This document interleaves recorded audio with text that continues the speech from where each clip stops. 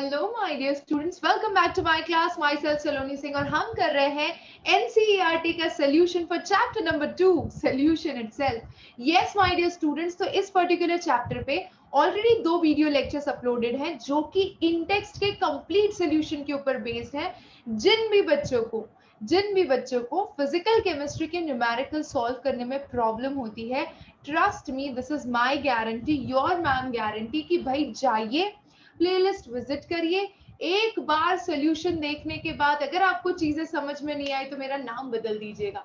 आने वाले board exams में प्रॉब्लम सॉल्विंग स्किल्स के लिए आपको पूरी तरह से तैयार करने की रिस्पॉन्सिबिलिटी आपके मैम की है। और इसीलिए इसी पॉजिटिव नोट के साथ मैं आपको हमेशा एडवाइस करती हूँ कि क्लास या सेशन स्टार्ट करने से पहले बच्चा नोटबुक एंड पेन लेकर बैठिए और अपनी एनसीईआरटी टेक्स्ट बुक लेकर बैठिए। आपको जरूर गारंटीड चीजों का सोल्यूशन मिलेगा। तो चलिए शुरू करते हैं हमारा आज का सेशन। हमारा आज के सेशन स्टार्ट हो रहा है बच्चा क्वेश्चन नंबर 39 से। आपका ये जो क्वेश्चन नंबर 39 है, ठीक है, ये जो आपका क्वेश्चन नंबर 39 नहीं क्वेश्चन नंबर 13 है, ये आपका शुरू हो रहा है एनसीईआरटी एक्सरसाइज का क्वेश्चन नंबर 13। देखिए फटाफट से, चलिए शुरू करते हैं। ओके, अब देखिए क्वेश्चन नंबर 13 में क्वेश्चन क्या है। The partial pressure of ethane over a solution containing 6.56 into 10 to power minus 3 gram of ethane is 1 bar. If the solution contains 5 into 10 to power minus 2 gram of ethane, then what shall be the partial pressure of the gas? इस तरह के question solve करने के लिए question को ध्यान से पढ़ने के बाद जितनी इंफॉर्मेशन निकल के आती है उसे पहले नोट डाउन करिए माय डियर स्टूडेंट्स। तो भाई उसके बेसिस पे आप ये कह सकते हैं कि बच्चा M यानी कि आपका जो मोलालिटी है C2H6 का, करेक्ट, इथेन की बात कर रहे हैं, तो molality of C2H6 will be equal to KH यानी Henry's constant into partial pressure of C2H6, correct. अब आप क्या करेंगे, मोलालिटी ऑफ C2H6 क्वेश्चन में दिया हुआ है, आपको कितना दिया हुआ है 6.56, the partial pressure of ethane over a solution contain 6.56 into 10 to power minus 3 gram of ethane। अच्छा, ये तो मास दिया है आपको, ठीक है, तो मास दिया है तो हम लेंगे 6.56 into 10 to power minus 3 gram of ethane into KH into partial pressure हो गया आपका 1 बार, ठीक है। अच्छा, अब दूसरी सिचुएशन में क्या दिया है, क्यों हमने ऐसा किया, देखिए आपको ये रिलेशन तो पता है ना बच्चा कि आपका partial pressure is directly proportional to mole fraction। तो P is equals to KH into mole fraction करते हैं। mole fraction की जगह आप क्या लिख सकते हैं, weight of the substance upon या फिर number of moles of the component B upon number of moles of A plus number of moles of B, यही लिखते हैं आप, ठीक है। अच्छा, लेकिन हम सारी चीजें सेम रख रहे हैं, उसका मास डिफरेंट कर रहे हैं तो सारी चीजें कट जाएंगी। B का मास कम अज्यूम करते हैं तो NB अपॉन NA हो जाएगा, ठीक है। NB अपॉन NA में भी सारी चीजें कट जाएंगी, हमारे पास सिर्फ वेट रह जाएगा, इसीलिए वेट के टर्म्स में हम ये चीजें लिख रहे हैं। तो ये इक्वेशन नंबर 1 हो गया। अब इक्वेशन नंबर 2 देखते हैं। तो equation number 2 will be equal to KH into 1 bar, that is your pressure again. तो हमें प्रेशर फाइंड करना है सेकेंड केस में, यानी partial pressure in second case you have to find for C2H6 और उसका वेट हो जाता है सेकेंड केस में 5 into 10 to power minus 2। Equation 1 और 2 को डिवाइड कर लीजिए। So dividing 1 and 2, what you are getting, so 6.56 into 10 to power minus 3 upon 5 into 10 to power minus 2 equal to 1 upon ये KH as it is रहेगा, KH as it is रहेगा, यहाँ पे P of C2H6 आपको find करना है, KH cancel बच्चा। What answer you are getting, partial pressure of C2H6 is equal to 1 into 5 into 10 to power minus 2 upon 6.56 into 10 to power minus 3. Finally, you are getting the answer as 7.621 bar pressure, my dear student. Very simple question. I hope you understood. अरे समझना ही पड़ेगा, ma'am ने आपको समझाया, कैसे नहीं आएगा समझ। चलिए आगे बढ़ते हैं अगले क्वेश्चन की तरफ। तो ये तो हमारा अगला क्वेश्चन जो देख रहे हैं आप, काफी इंपॉर्टेंट है, जो कि राउल्ट्स लॉ पे बेस्ड है बच्चा, ठीक है। अब ये जो राउल्ट्स लॉ का इक्वेशन है, ध्यान से समझिएगा। What is meant by positive and negative deviation from Raoult's law, and how is the sign delta H mix related to positive and negative deviation from Raoult's law. अब इस question को और अच्छे से समझने के लिए मैं इस पर्टिकुलर केस के लिए आपको ग्राफ बनाना सिखाऊंगी। आपको इस पर्टिकुलर केस का ग्राफ बनाना कंपलसरी आना चाहिए। तो देखिएगा यहाँ पर, ये देखिए, ये मैं बनाने जा रही हूँ पॉजिटिव डेविएशन के लिए, और ये वाला इस साइड जो ग्राफ बनेगा वो हमारा बनेगा नेगेटिव डेविएशन के लिए। ध्यान से देखिएगा बच्चा, दोनों साइड से आपको इस तरह से मार्क करना पड़ेगा।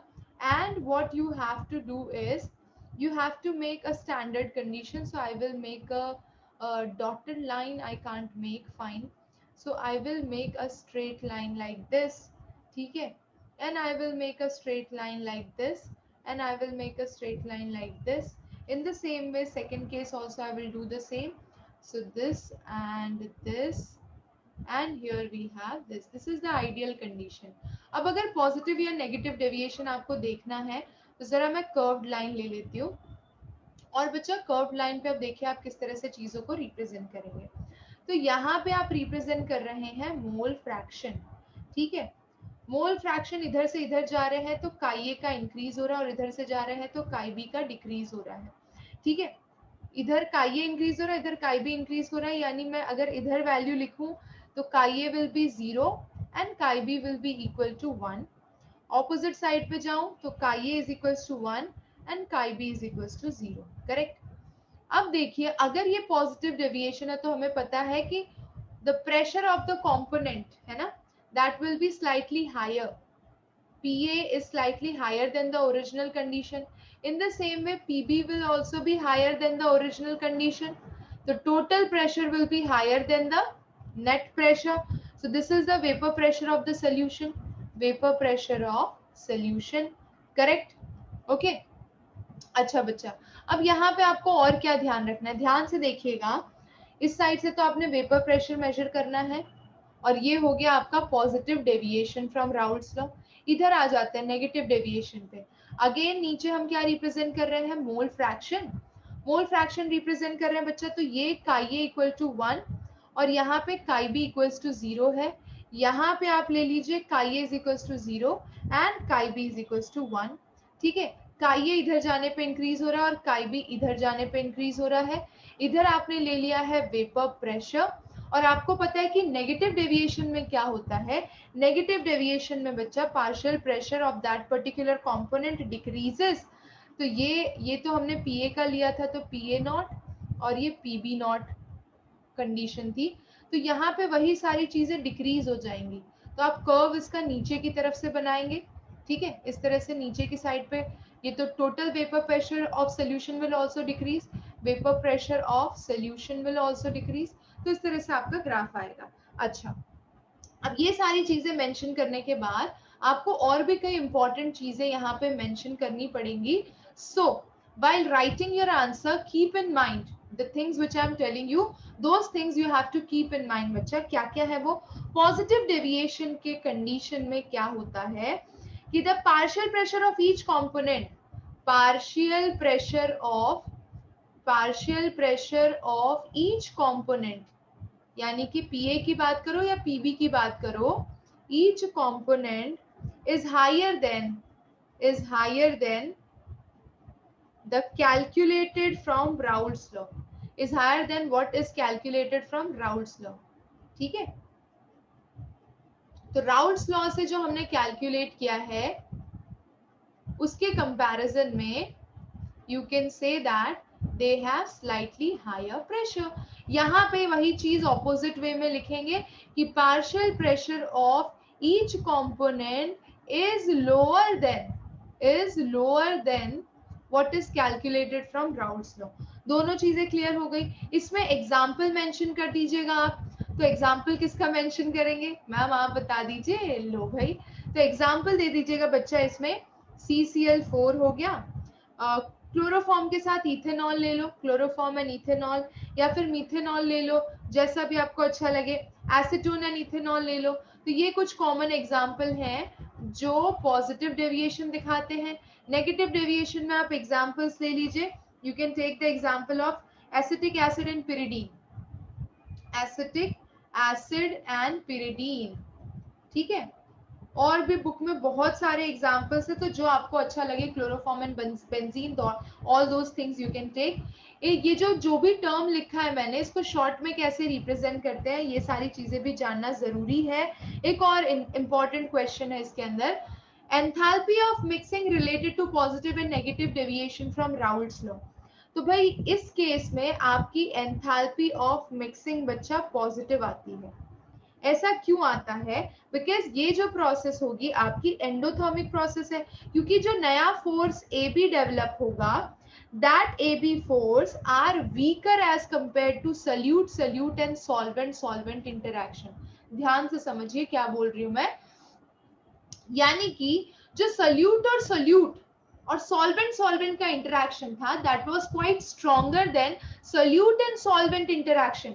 सल्यूट एंड सॉल्वेंट का इंटरैक्शन वीक है, यानी कि ये जो सल्यूट है और ये जो सॉल्वेंट है इंडिविजुअली बड़े स्ट्रॉन्ग थे, एक दूसरे को पकड़ के अच्छे से दोस्ती निभा रहे थे।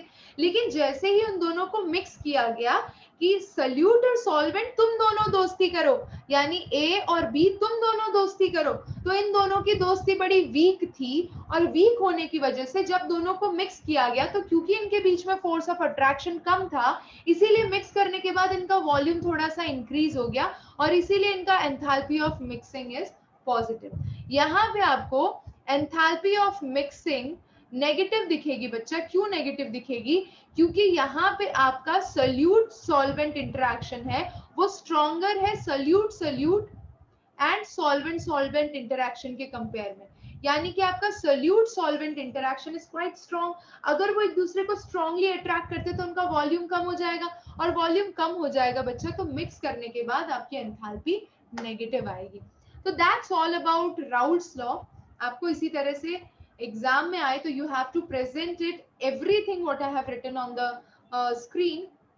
You have to make a proper graph for positive deviation, for negative deviation. You have to mention कि क्यों भाई इसका प्रेशर का ग्राफ या कर्व नीचे जा रहा है, इसका नीचे जा रहा है, और इसका क्यों ऊपर जा रहा है, और दोनों के केस में आपको एग्जाम्पल देना है, और जो इसके अंदर सेकंड पार्ट पूछा है उसको भी प्रॉपरली आपको आंसर करना है।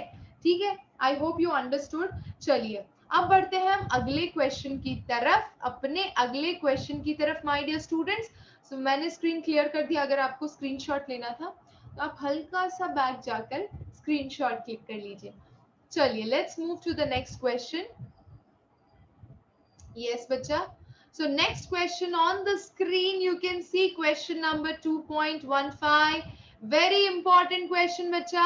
देखिए कैसे सॉल्व करेंगे, हमें प्रॉब्लम सॉल्विंग स्किल को ही तो डेवलप करना है, समझ रहे हो ना। तो ध्यान से देखो क्वेश्चन क्या है। an aqueous solution of 2% non-volatile solute। ठीक है, 2% नॉन वॉलेटाइल सल्यूट का मतलब है आपका वेट ऑफ सल्यूट हो जाएगा 2 gram. Very good. exerts a pressure of 1 bar at the normal boiling point of the solvent। यानी कि अगर मैं P0A लिखूं, ठीक है, तो नॉर्मली P0A कितना होता है, वाटर के लिए 1.013 बार होता है। ठीक है, अच्छा बच्चा 1.013 बार होता है। और अगर मैं अब इसमें सोचूं कि कौन सा फॉर्मूला लगेगा, क्योंकि आपको पूछा है molar mass of solute, how will you calculate. So we know that PA naught minus PA upon PA naught is equal to mole fraction of B, correct? Yes ma'am, very simple। अगर it is equal to mole fraction of B, my dear students, again we will focus back on the things। ठीक है, तो I can write it further। Yes, where is my pen? is the pen गायब हो जाती है बच्चा। हाँ देखिए, तो PA नॉट इज 1.013 होता है, और PA क्वेश्चन में 1.004 दिया है, अपॉन 1.013 इक्वल्स टू काई B। Chi B is equals to number of moles of B upon number of moles of A plus number of moles of B। अगर मैं compare करूं B के वेट और molar mass को A के wait और molar mass से, तो ये वैल्यू बहुत ही छोटी आएगी, इसीलिए हमने इसे इग्नोर कर दिया है। इग्नोर करने के बाद हम क्या कर रहे हैं, बाकी सारी वैल्यूज प्लेस कर रहे हैं। तो ये हो गया 004 upon 1.013. Number of moles of B is equal to weight upon molar mass. ठीक है, तो उसका वेट तो हमें पता है 2, मोलार मास नहीं पता है, वही निकालना है. ठीक है, and number of moles of A, तो हमने water as a solvent choose किया है. तो अगर 2% नॉन वॉलेटाइल सोल्यूट है तो 98% सॉल्वेंट होगा, और 98% सॉल्वेंट होने के बाद की बात कर रहे हैं तो वो वाटर होगा, यानी कि वाटर आपका 98 ग्राम है. तो 98 ग्राम और उसका मोलर मास होता है 18. ठीक है, इतना कर लिया आपने. अब जरा आप इसको सॉल्व कर लीजिए. तो molar mass of B will be equal to 2 into 18 into 1.013 divide by 0.009, वो तो यहाँ से आया है. ठीक है, and into 98. As you will calculate, you will get the answer, that is molar mass of B component 41.35 gram per mole. Trust me बच्चा, if you are appearing for your board exams, ठीक है, और अगर आपको NCERT के एक एक numerical का सोल्यूशन आता है, trust me you are sorted. आपको किसी भी चीज की टेंशन लेने की जरूरत नहीं है, क्योंकि एनसीईआरटी के इंडेक्स और एक्सरसाइज के क्वेश्चन में इतनी वैरायटी है कि आप आसानी से किसी भी क्वेश्चन को एस कर सकते हो. समझ रहे हो? ठीक है, चलो आ जाओ अभी नेक्स्ट क्वेश्चन की तरफ. So we have heptane and octane. Wow. Now again we have a good question बच्चा, ध्यान दीजिएगा. We have heptane and octane form an ideal solution. At 373 Kelvin, the vapor pressure of two liquid components are given to you. What will be the vapor pressure of a mixture of 26 gram of heptane and 35 gram of octane? बहुत ही बढ़िया question है, उम्दा question है. आप NCERT की text book लेकर बैठिए और अपने बुक में भी चीजों को मार्क करिए तो आपको समझ में आएगा.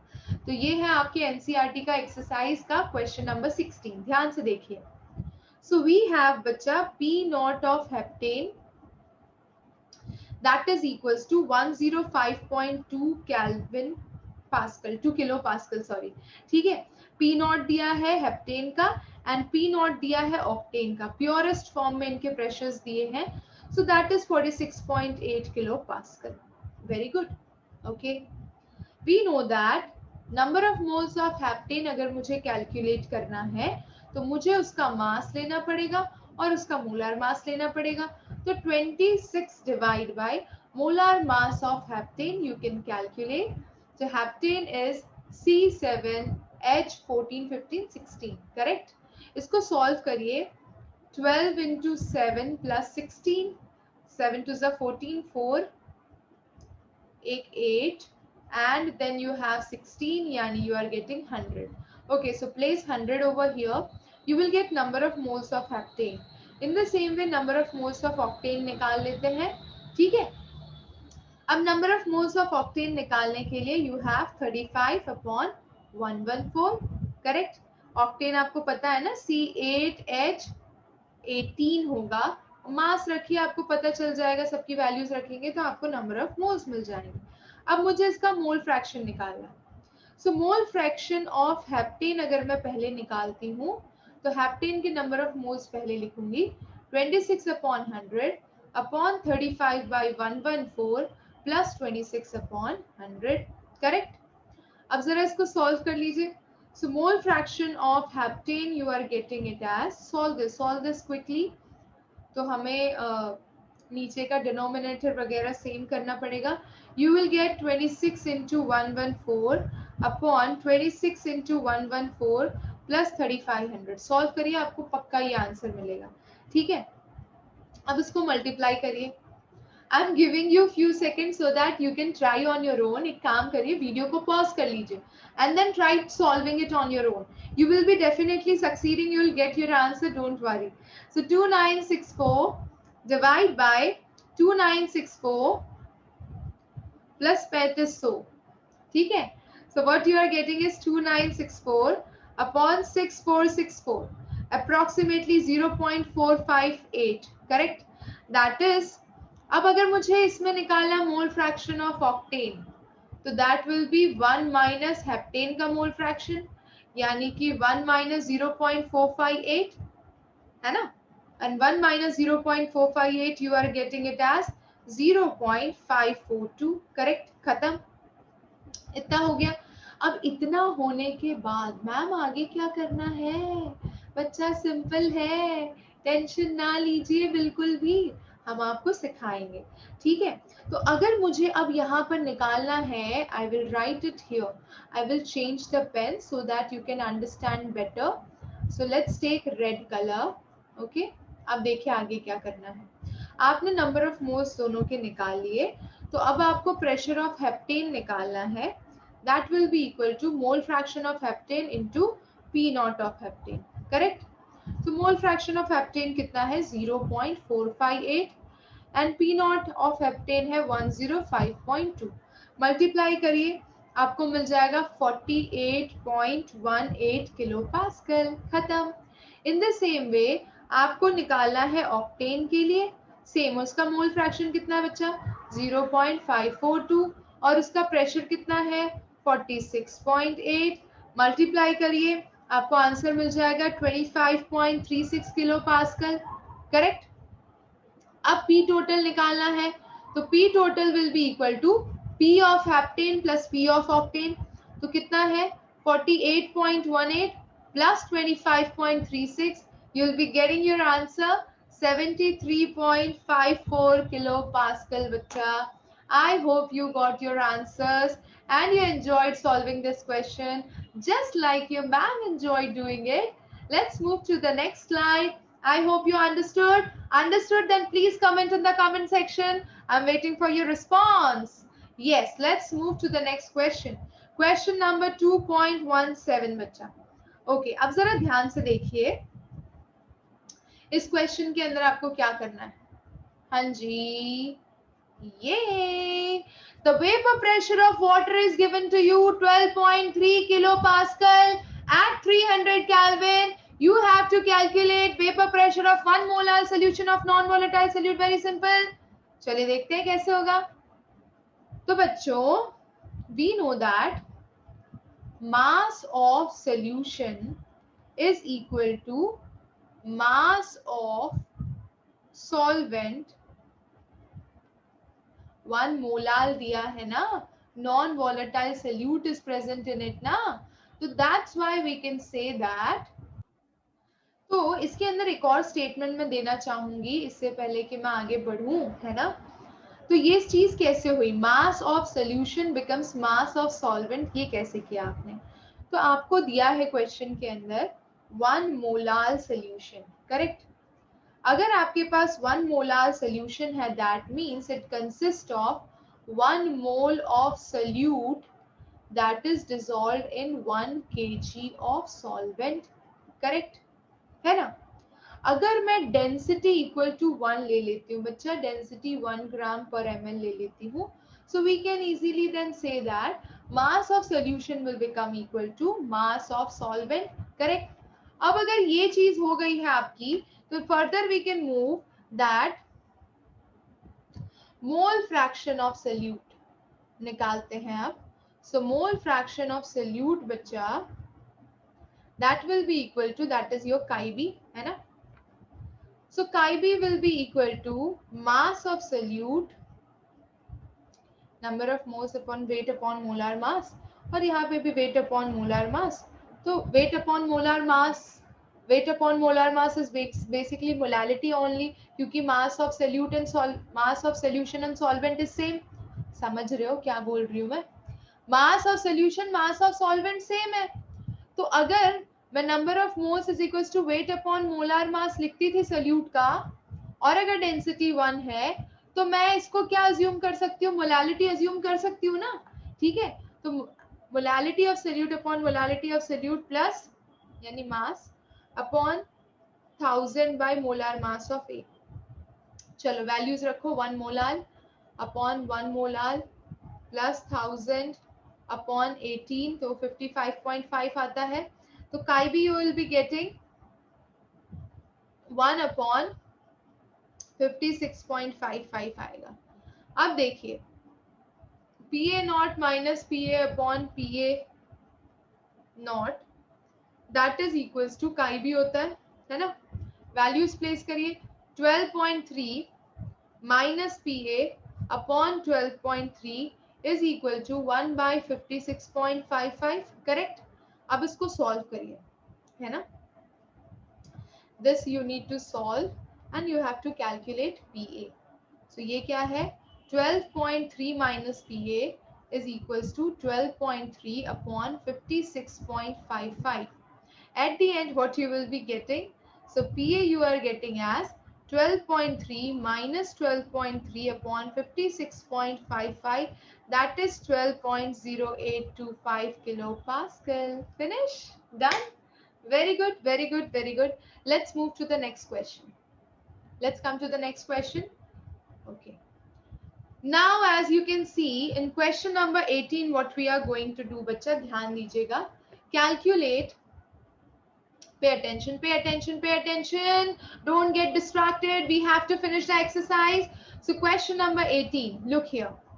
We will move back with the same colored pen. I just love using blue.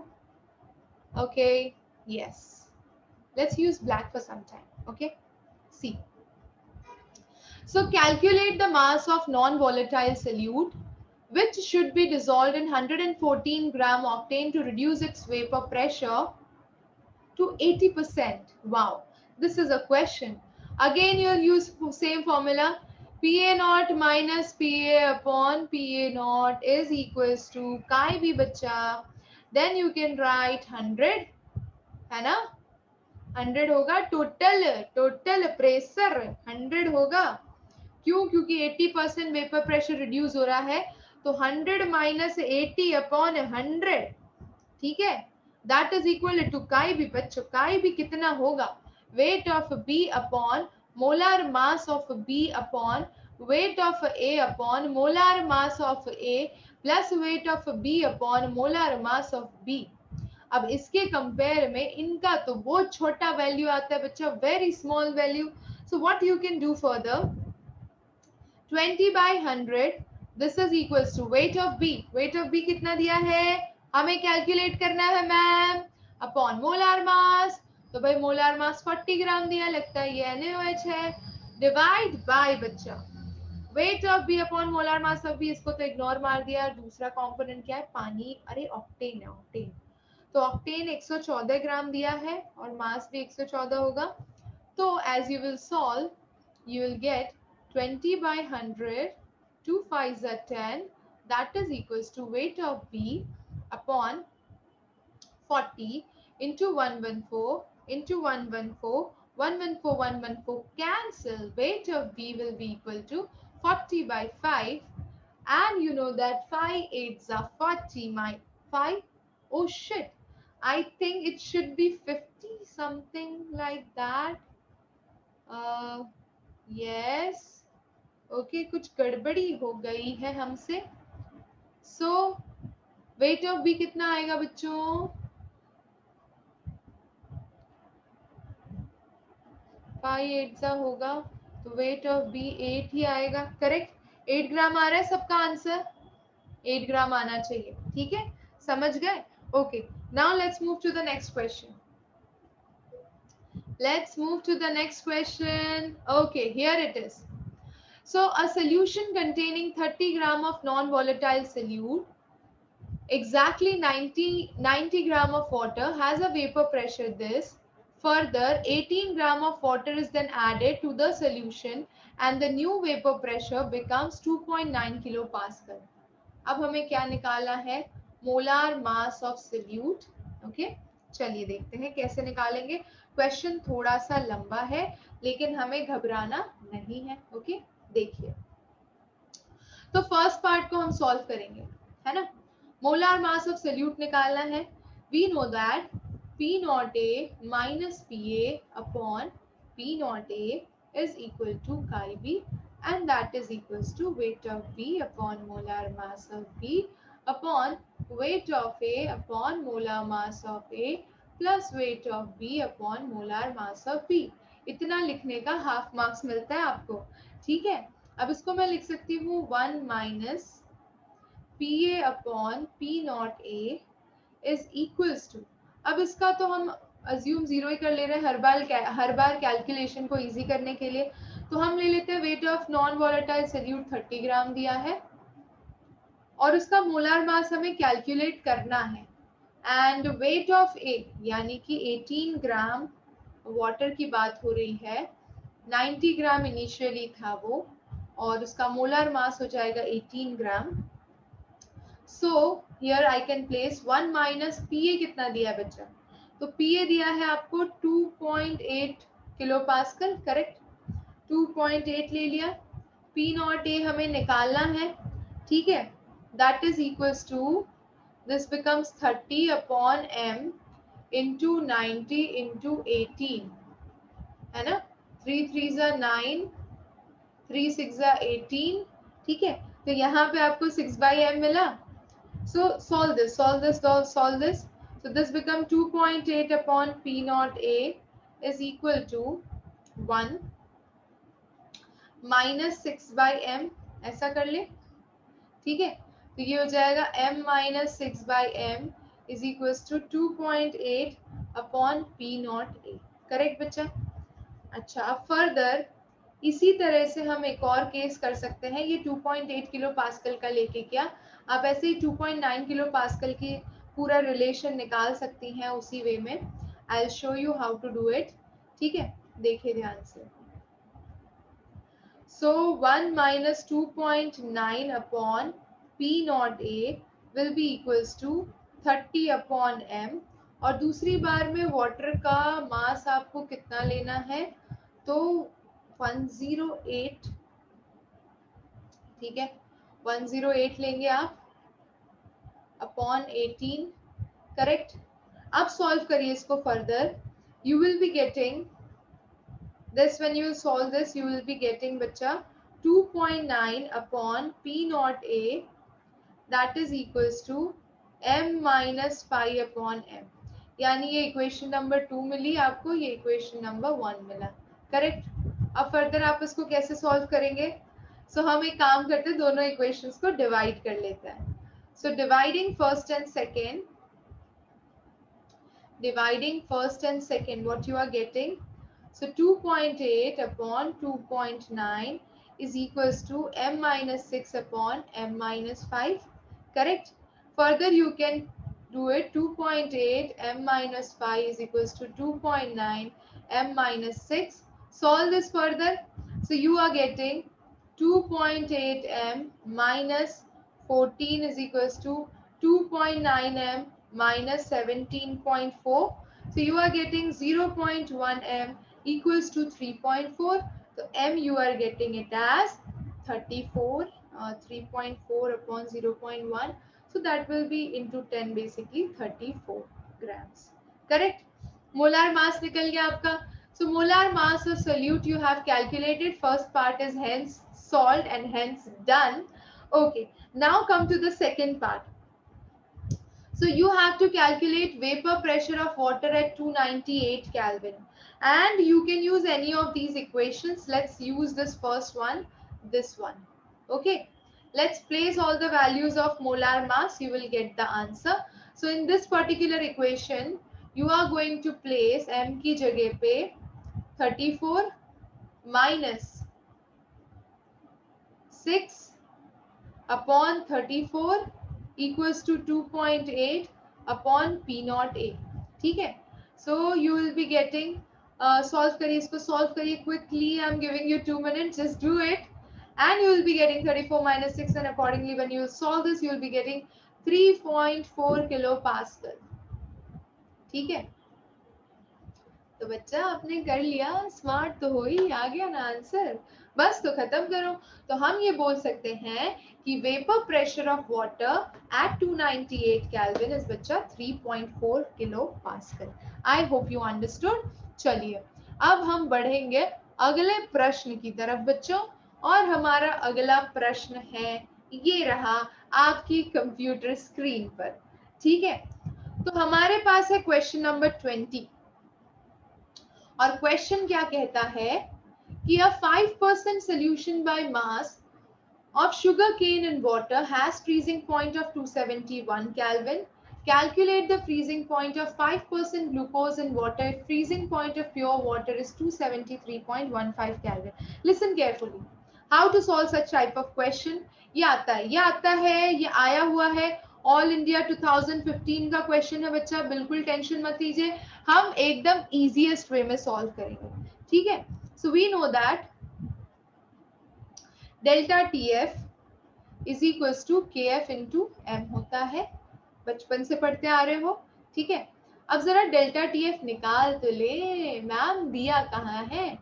Depression in freezing point निकालना है तो 273.15 में से 271 केल्विन माइनस कर लीजिए, यहाँ पे 271, यहाँ पे दिया है 273.15, you will be getting delta T F as 2.15 kelvin, correct. अब इसको यूज कर लेते हैं, तो यहाँ पर अगर आप वैल्यू रखेंगे तो ये 2.15 हो जाएगा। KF आपको क्या निकालना है, calculate freezing point of 5% glucose in water, okay. So KF बच्चा इस केस में कितना हो जाएगा फॉर दिस केस, चलिए KF एज इट इज रखते हैं, ठीक है। अब अगर मैंने ग्लूकोज का सोल्यूशन 5% लिया है, यानी कि weight of solute into 1000 upon molar mass of solute into weight of solvent करते हैं, तो 2.15 equal to KF into weight of B 5 gram हो जाएगा, 1000 शुगर केन है यानी C12H22O11 होता है, और इसका मोलार मास आपने कितनी बार कैलकुलेट किया है ना, अब इतनी बार कैलकुलेट किया तो आपको पता है ये 342 होता है, प्लेस करिए। एंड वेट ऑफ ए कितना हो जाएगा, तो अगर ये 5% है तो बचा हुआ 95, ठीक है। बस अब इसको सॉल्व करिए, एक काम करते हैं हम इसको कटपिट करते हैं, तो ये इक्वेशन नंबर 1 बना लिया हमने, ओके। ये हो गया शुगर का केस, जब आपने शुगर केन बनाया। अब हम 5% ग्लूकोज का केस बनाते हैं, तो उसके अंदर भी आपको delta T F equal to K F into 5% है यानी 5 इंटू 1000, बट ग्लूकोज का मोलर मास कितना होता है 180, और यहाँ पे भी वेट ऑफ सॉल्वेंट 95 होगा, तो ये आपका इक्वेशन नंबर 2 है, ठीक है। अब मैं एक काम करने जा रही हूँ, I am going to divide equation 1 and 2, चलिए करते हैं। So we have 2.15 and here we have delta TF, KF दोनों के केस में कैंसिल हो गया, and then what we are left with is 5 into 1000 upon 342 into 95 into 5 into 1000 into 180 into 95, ये गया, ये गया, ये गया, ये गया, करेक्ट, ठीक है। So you are left with 2.15 upon delta TF equals to 180 upon 342, okay. अब इसको सॉल्व करिए, बड़ा मजा आ रहा है ना। So delta TF will become equal to 2.15 into 342 upon 180. Solve this, solve this, solve this. You will get delta TF. What you are getting? 4.085 Kelvin. Very good. अच्छा, हमें क्या निकालना है, freezing point of pure water दिया हुआ है, और हमें निकालना है फ्रीजिंग पॉइंट ऑफ 5% ग्लूकोज। तो बच्चा freezing point of 5% glucose will become equal to 273.15 minus 4.085, जितना डिप्रेशन हुआ तो कितना हो जाएगा 269.065 केल्विन। ये हो गया उसका डिप्रेशन इन फ्रीजिंग पॉइंट करने के बाद जो ओरिजिनल फ्रीजिंग पॉइंट हुआ वो आपका 269.065 है। आई hope you understood. If you understood, a cute smiling face for you. चलिए, let's move to the next question. Are you ready for the next question, बच्चा? Of course, you have to be. You have no options. Let's move to the next question. Wow, ma'am, this is quite big question. How we are going to solve this? ये tension लेते हैं ना बच्चों, उनको ऐसा लगता है। Yes, my dear students, let's focus back on question number 2.21, and the question is quite bigger as I have discussed with you. चलिए तो सॉल्व तो करना पड़ेगा, कोई ऑप्शन नहीं है हमारे पास, क्योंकि हमें बोर्ड्स के सारे क्वेश्चंस को एकदम अंदर से एकदम खोखला कर देना है, क्योंकि हमें सारे सोल्यूशन आते हैं। तो चलिए देखते हैं, ये क्वेश्चन थोड़ा सा डिफिकल्ट है बट हमें आ जाएगा, कोई दिक्कत नहीं है, ठीक है। So you have to element A and B, correct? And they having formula A is having AB2 type and B is having AB4 type, ठीक है, and they are dissolved in 20 gram of benzene. Okay. 1 gram of AB2 lowers the freezing point by 2.3 Kelvin, whereas 1 gram of AB4 lowers it by 1.3 Kelvin. The molar depression constant for benzene is 5.1. Calculate atomic mass of A and B. Okay. देखिए ध्यान से. So delta TF is equals to KF into weight of B upon molar mass of B into 1000 upon weight of solvent होता है, ये हमें पता है, ठीक है। अगर मैं AB2 टाइप ऑफ मॉलिक्यूल ले रहा हूं या ले रही हूं, ठीक है, तो AB2 टाइप में क्या है बच्चों, रेशियो अगर आप ध्यान से देखें, ठीक है, तो 2.3 के से ये रिड्यूस कर रहा है AB2 टाइप ना, correct. 1 gram of AB2 lowers the freezing point by 2.3, ठीक है। तो हम इसी इक्वेशन को अब लिख सकते हैं 2.3 is equal to, first case के लिए KF है 5.1 इनटू वेट ऑफ B कितना दिया है 1 gram of benzene, so 1 upon molar mass of benzene, that is you have to calculate, I guess, हाँ, calculating masses of A and B into 1000 upon weight of A कितना दिया है 20, very good, okay. ये first case के लिए हो गया। तो मैं इसके MB के टर्म्स में चीजों को लिख देती हूँ। MB will be equal to 5.1 upon 2.3 into 1000 upon 20 and you will be getting 110.86 gram per mole. Very good. Okay. अगर मैं यही चीज AB4 टाइप के लिए लूं तो क्या होगा, तो हमारे पास है 1.3 is equals to 5.1 into AB4 type के लिए भी 1 ग्राम बेंजीन है, so 1 gram of AB4 lowers it by 1.3, that's all we are using, ठीक है। सो 5.1 upon 1 by MB into 1000 by 20, ये भी वही होगा, ठीक है। सॉल्व करिए तो MB के टर्म्स में आपको ये आंसर मिलेगा, है ना, 5.1 1.3 into 1000 by 20 you will be getting as 196.15 gram per mole, ठीक है। अब देखिए, हमें पता है कि if you are talking about molar mass of B, ठीक है, MB टाइप की बात कर रहे हैं, मोलार मास ऑफ बी यानी कि सल्यूट की, so we know that for AB2 type of molecule this case will be 1 atom of A and 2 atom of B, यानी 1:2 के रेशियो में है वो, and that is equal to 110.86, correct. In the same way अगर मैं AB4 type बोलूं तो that is A plus 4B and that is equal to 196.15 ग्राम पर मोल, ठीक है। अब मैं अगर दोनों को सब्ट्रैक्ट करूं, ये आपका जो दोनों इक्वेशन है, I am going to subtract them, so subtracting first and second, what you are getting, subtract करिए, सब्ट्रैक्शन सीखा है ना, तो ये देखिए, ये माइनस किया मैंने तो ये तो गया, ये माइनस किया तो -2B बचा, and that is equals to यहाँ से माइनस किया, तो at the end whatever after solving this you are getting is I will write the final answer instead of doing crap here, ठीक है। You do it in your notebooks, okay। So what you are getting after subtracting is 2B will be equal to 85.3, ठीक है। इन दोनों को subtract करने पे 85 आ रहा था, मतलब ऐसा आ रहा था -2B is equals to -85.3, तो ये कट गया, तो B is equals to 85.3, negative sign काटा है मैंने, 2 नहीं काटा, ठीक है, okay. Now what you are going to do further, ma'am आगे क्या करना है, स्क्रीनशॉट ले लीजिए पहले इतना, क्योंकि मुझे अब रेस करना पड़ेगा, क्वेश्चन हल्का सा और 3-4 स्टेप खींचेगा, ठीक है। देखिए, so what you are doing further is we have A plus 2B equals to 110.86 and we have A plus 4B equals to 196.15. and we know that 2b is equals to 85.3. So b is equals to 85.3 divided by 2, you are getting 42.65 gram per mole. Correct, b मिल गया हमें.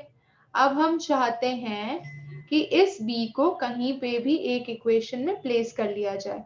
ठीक है, तो place करिए. तो a plus 2 into 42.65, that will give you 110.86. So a you will be getting 110.86 minus, इन दोनों को multiply किया तो 85.3 आएगा. So you are getting a as 25.56. खत्म. ठीक है, तो ये हो गया आपका काम. तो atomic mass of A is, A भी निकल गया, बी भी निकल गया. यही तो क्वेश्चन था आपका. सिंपल था, आसान था. इसी तरह से इन क्वेश्चंस को करना है, बिल्कुल भी टेंशन नहीं लेना है. ठीक है, अब चलो आगे बढ़ते हैं अगले क्वेश्चन की तरफ. Let's move to the next question बच्चा. I hope you understood this. Take a screenshot. And बहुत सिंपल था. दोनों के टर्म्स में इक्वेशन लिखा, दोनों को सब्ट्रैक्ट किया, सब्ट्रैक्ट करके रिलेशन निकाला, रिलेशन से बी का मास निकाला, बी को ए वाले में पुट किया किसी भी एक इक्वेशन में, and you got the answer. यानी सिंपल मैथमेटिक्स था बेसिकली. ठीक है, चलिए आ जाइए. Let's move to the next question. Yes. So here we have this question. At 300 Kelvin, 36 gram of glucose present in a liter of its solution has an osmotic pressure of 4.98 bar. If the osmotic pressure of the solution is 1.52 bar at the same temperature, what would be its concentration? बहुत ही simple question और एकदम तरीके से solve हो जाएगा. All India 2011 compartment का question है, बड़ा simple है. चलिए देखते हैं कैसे होगा. तो you know that pi is equals to CRT, correct? इतना तो हमें पता है. और टेम्परेचर दोनों के केस में कांस्टेंट है. तो पहले रिलेशन के लिए pi 1 is equals to C1 RT लिखती हूँ. दूसरे के लिए pi 2 is equals to C2 RT. RT दोनों में कैंसिल हो जाएंगे. तो हमारे पास रिलेशन आ रहा है pi 1 upon pi 2 is equals to C1 upon C2. pi 1 कितना दिया है आपको, देखिए ध्यान से. यस, दिख गया, 4.98 दिया है ना. Divide by 1.52 bar. C1 कितना दिया है, C1 ध्यान से देखिए तो 4.98. अब आप बोलेंगे मैम, सॉरी C1 की बात हो रही है, तो C1 इज योर 36 ना, और ग्लूकोज है. तो C1 इज बेसिकली मोलारिटी. तो molarity is number of moles per unit volume in litre. तो वॉल्यूम तो सेम होगा. तो बात आ गई नंबर ऑफ मोल्स पे. नंबर ऑफ मोल्स यानी कि wait upon molar mass, weight upon molar mass of the second case. ठीक है, दोनों अलग अलग होंगे. तो 4.98 upon 1.52 is equals to, first का वेट कितना है, 36 gram of glucose upon, glucose का मास 180 अपॉन दूसरा कौन सा सोल्यूशन है. So that we have to calculate C2 का कॉन्सेंट्रेशन. तो C2 will become equal to 36 by 180 into 1.52 into 4.98. अब इसको सॉल्व कर लीजिए. As you will solve this, you will get the answer. C2 की वैल्यू आपको मिल जाएगी 0.061 मोल पर लीटर. खत्म. इस तरह के क्वेश्चन आपके 3 मार्क्स में आते हैं. 3 मार्क्स, कम से कम 2 marks and max to max 3 marks. इससे ज्यादा मार्क्स के नहीं आएंगे. ठीक है, so I hope you understood this question also. Let's move to the next question. Are you ready for the next question बच्चा? अरे यू हैव टू बी. चलिए चलिए चलिए, let's move to the next question. जना okay, I think ये हमने पहले किया, अब हम इस पर आए हैं. Wow, this is simple. आपको क्या करना है, important type of intermolecular attractive interaction बताना है. इनके अंदर किस तरह का इंटरैक्शन है इनके बीच में. पहला देखते हैं. तो भाई दोनों नॉन पोलर है. दो नॉन पोलर स्पीशीज के बीच में जिस तरह का इंटरैक्शन होता है उसे बोलते हैं London dispersion force. Correct, it's a very weak van der Waals force. तो लंडन डिस्पर्शन फोर्स एग्जिस्ट करता है इनके बीच में, या इंटरैक्शन एग्जिस्ट करता है. अब आते हैं I2 and CCl4, again the same, both are non-polar. So again you can write here London dispersion force. Very good. Then you have NaClO4 and water. NaClO4 and water में ion dipole हो जाएगा, ठीक है, ion dipole हो जाएगा, ion और dipole का interaction हो जाएगा, ठीक है। फोर्थ पे आ जाते हैं मिथेनॉल एंड एसीटोन। तो मिथेनॉल आपका हाइड्रोजन बॉन्डिंग दिखाता है, ठीक है, और दोनों आपके पोलर मॉलिक्यूल है, तो हमारे पास हाइड्रोजन बॉन्डिंग भी आ गई। And hydrogen bonding is a special case of dipole dipole interaction. दोनों मॉलिक्यूल अगर पोलर हैं तो सिंपल उसके अंदर कौन सा एग्जिस्ट करता है, डाइपोल डाइपोल, है ना, डाइपोल डाइपोल इंटरेक्शन एग्जिस्ट करता है। उसके अलावा अगर उसके पास ऑक्सीजन है या हाइड्रोजन है तो वो हाइड्रोजन बॉन्डिंग भी दिखा लेता है। फिफ्थ केस आ जाइए, acetone nitrile and acetone, again you can say dipole dipole interaction will be the major force, ठीक है, और यहाँ पे भी हाइड्रोजन बॉन्डिंग बोल सकते हैं आप, कोई दिक्कत नहीं है। तो भाई ये क्वेश्चन नंबर 2.23 तो बड़ा ही आसान था। आप बोलेंगे मैम ये तो बहुत ही ज्यादा सिंपल था। चलिए बाकी क्वेश्चन करने के बाद ये तो एकदम लॉलीपॉप क्वेश्चन लगा, है ना। चलिए let's move to the next question. Now the question is, based on solute and solvent interaction, arrange the following in order of increasing solubility in N-octane and explain. तो N-octane तो आपका non polar हुआ, correct. Non polar यानी you know that like dissolves like, तो जो non polar होगा वो non polar को डिसॉल्व करेगा, करेक्ट। ओके, अब अगर मेरे पास यहाँ पे जो एग्जाम्पल दिए उसे मैं ध्यान से देखूं, I have KCl, I have CH3OH, I have CH3Cl and I have cyclohexane, correct. कायदे से देखूं तो इसमें सबसे ज्यादा नॉन पोलर तो साइक्लोहेक्सेन है, 6 कार्बन एटम है, तो बहुत जोरदार वाला नॉन पोलर है। तो अच्छा ये CN है, ओके, ये तो खतरनाक वाला आयोनिक दिखाता है, ये फुल्ली आयोनिक है। इन दोनों केसेस में आपको कोवेलेंट बॉन्ड तो दिखाई दे रहे हैं कम से कम, है ना, और कोवेलेंट बॉन्ड अगर दिखाई दे रहा है तो एक्सटेंट ऑफ कोवेलेंट बॉन्ड यहाँ पे ज्यादा है। ये तो फिर भी वाटर में डिसॉल्व हो सकता है क्योंकि ये हाइड्रोजन बॉन्डिंग दिखा सकता है, ठीक है। तो हमारा ऑर्डर एकदम जोरदार जिस सीक्वेंस में लिखा है उसी सीक्वेंस में हो गया, सिर्फ साइक्लोहेक्सेन पहले आ गया, तो साइक्लोहेक्सेन आएगा, फिर CH3C ट्रिपल बॉन्ड N, फिर CH3OH जो हाइड्रोजन बॉन्डिंग दिखाता है, हल्का हल्का नहीं अच्छा खासा दिखाता है, और KCl जो फुल्ली आयोनिक है यानी कि पोलार है, ये भी पोलार है। तो बस खत्म हो गई आपकी कहानी, है ना। चलिए let's move to the next question. Among the following compounds, identify which are insoluble, partly soluble and highly soluble in water. Again ये चीज पूरी तरह से डिपेंड करती है कि वो पोलर है कि नॉन पोलर है, हाइड्रोजन बॉन्डिंग दिखाता है या नहीं दिखाता है। चलिए देखते हैं। तो जब आप फिनॉल की बात करते हैं बच्चा, इट इज पार्शियली सॉल्युबल, है ना, पार्टली सॉल्युबल, पार्टली पार्शियली लिखो, partially soluble, okay. Phenol you know ना दिस स्ट्रक्चर, काफी नॉन पोलर, ये नॉन पोलर बॉडी है इसके पास, ठीक है। लेट्स टॉक अबाउट टोल्यूइन, ये तो पूरी तरह ही नॉन पोलर है, तो इसको तो लिख दीजिए, ये टोल्यूइन। टोल्यूइन कैसा होगा, insoluble in water, correct, very good. Okay let's talk about formic acid, H C double bond or single bond OH, this is your formic acid, and सीधी सी बात है it is highly soluble and you know that why, hydrogen bonding अच्छी खासी दिखा रहा है, polar भी है। Ethylene glycol CH2OH, CH2OH, ये है आपका प्यारा सा इथिलीन ग्लाइकॉल, और इसकी अगर बात करें तो it is highly soluble in water because of high extent of hydrogen bonding,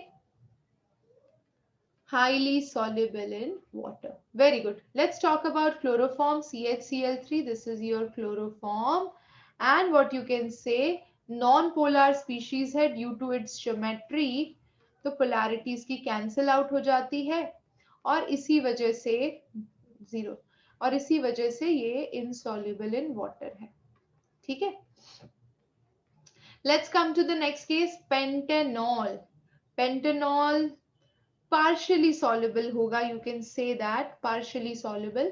So you have CH3, CH2, CH2, CH2, CH2, OH. This is your pentanol. OH की वजह से हाइड्रोजन बॉन्डिंग दिखाएगा, लेकिन साथ ही साथ इतना बड़ा नॉन पोलर पार्ट है तो इनसॉल्युबल भी होगा, तो फिर हम इसको लिख सकते हैं कि ये पार्शियली सॉल्युबल होगा, ना पूरी तरह से घुलेगा ना नहीं घुलेगा, ये बीच वाला है। समझ गए? तो क्वेश्चन नंबर 25 इसी के साथ हमने फुल जोश के साथ इसका कत्ल कर दिया है। अब हम बढ़ेंगे क्वेश्चन नंबर 26 की तरफ, ठीक है? सो क्वेश्चन नंबर 26 बच्चा अगर आप ध्यान दें, if the density of some lake water is this and contain 92 gram of Na plus ion per kg of water, calculate the molality of Na plus ion in the lake. Simple है इस question को भी solve करना। जरा molality के terms में लिखते हैं। तो weight of B upon molar mass of B into 1000 upon weight of A, correct. weight of B कितना है 92 upon molar mass कितना हो जाएगा, सोडियम है तो 23 into 1000 upon weight of A कितना हो जाएगा भाई, सीधा सीधा 1000 दिख रहा है, काटो पीटो खत्म करो, मोलालिटी निकल जाएगी 4 मोल पर लीटर। आसान था क्वेश्चन। अब बोलोगे मैम ये तो छोटा पैकेट बड़ा धमाका है ना, नहीं नहीं, बड़ा पैकेट छोटा धमाका, खोदा पहाड़ निकली चुईया, खत्म हो गया क्वेश्चन। चलिए आगे बढ़ते हैं। हाँ जी, let's move to the next slide. So I think this question I will take the last question, ठीक है, और इसके बाद जो आगे के क्वेश्चंस हैं वो हम नेक्स्ट वीडियो लेक्चर में कंटिन्यू करेंगे। तो चलिए पहले इसको सॉल्व कर लेते हैं, ठीक है। If the solubility, this is something which is related to equilibrium which you have studied in class 11th.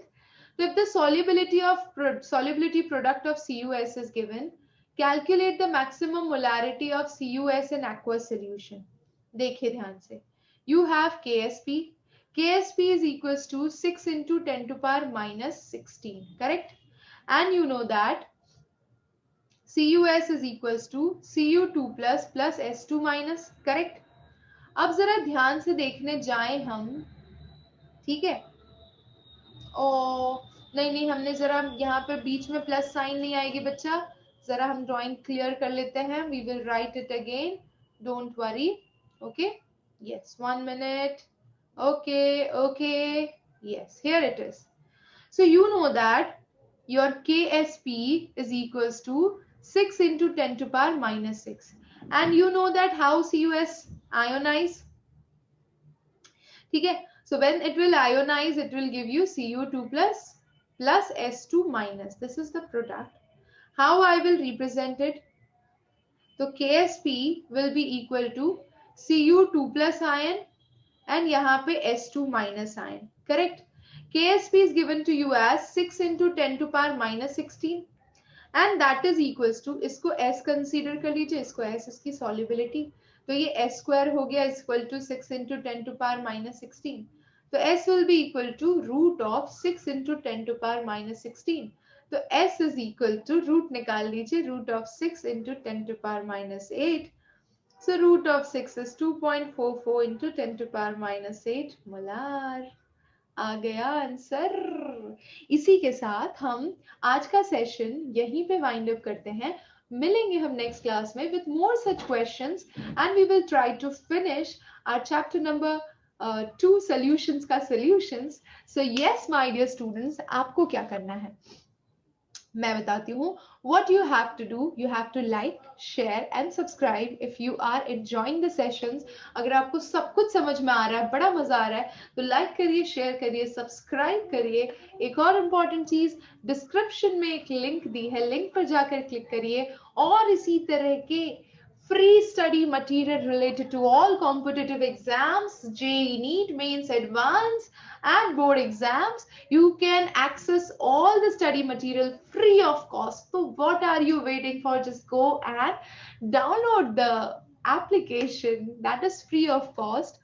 Play Store से जाके फटाफट डाउनलोड करिए। And yes, one more thing बच्चा, till then हम जब तक नहीं मिलते अगले वीडियो में, तब तक stay healthy, stay happy, stay Chanakya. मिलते हैं नेक्स्ट क्लास में। Till then, take care. Love you all. Bye bye. See you. Take care.